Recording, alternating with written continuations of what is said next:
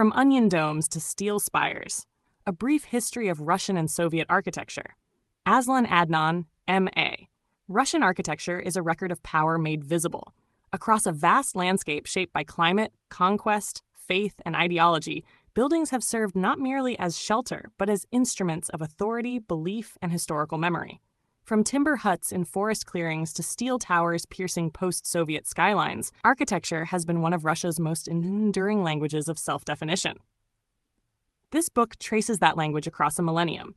It follows how materials, forms, and spatial ideas evolved in response to shifting political orders, technological capacities, and cultural ambitions. Russian and Soviet architecture did not develop in isolation. It absorbed Byzantine theology, Mongol pragmatism, European classicism, industrial modernity, and revolutionary abstraction, often recombining them in unexpected ways. Early architecture grew directly from environment. Timber dominated the forests of the north, shaping construction methods that prized adaptability and impermanence. With Christianity came brick and stone, anchoring belief in monumental form and aligning Russes with the Byzantine world.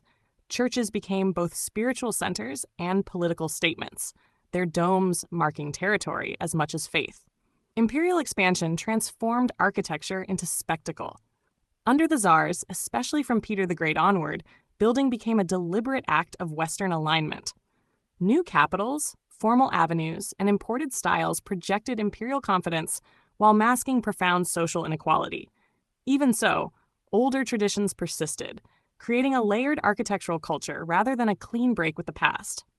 The 19th century intensified this hybridity.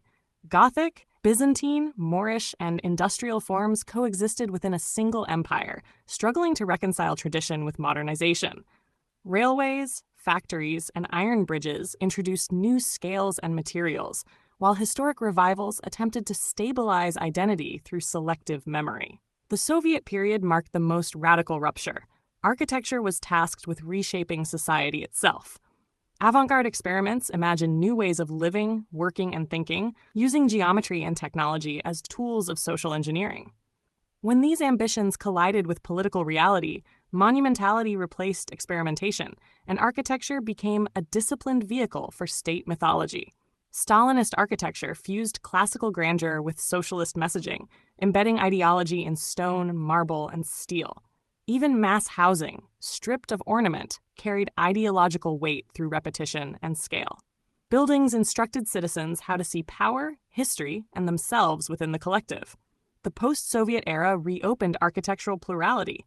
Glass towers, revived churches, informal street art, and digital infrastructure coexist uneasily, reflecting unresolved tensions between memory and ambition, profit and identity. Architecture today negotiates between inherited weight and globalized aspiration. From onion domes to steel spires, Russian and Soviet architecture reveals how built form responds to authority, belief, and change. It is not a linear story of progress, but a dialogue between continuity and rupture, permanence and reinvention.